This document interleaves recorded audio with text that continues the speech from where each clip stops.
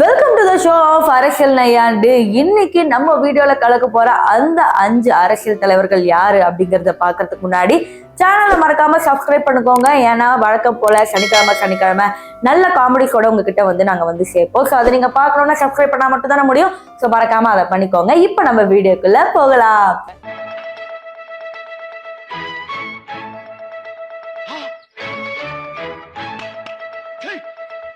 இந்த வீடியோல ஃபர்ஸ்ட் நம்ம லிஸ்ட்ல வர போறது முதலமைச்சர் ஸ்டாலின் அவர்கள் தான்.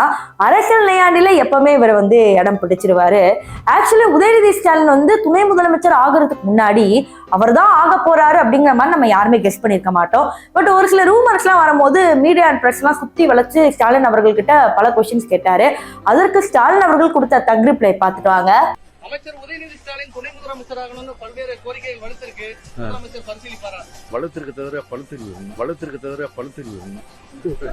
நோய் என்ன நீ பைத்தியக்காரனவே நினைச்சிருக்கிறல்ல நீ. இதெல்லாம் நல்லா பேசிட்டு கடைசியில துணை முதலமைச்சரா உதயநிதி ஸ்டாலினே போட்டாரு.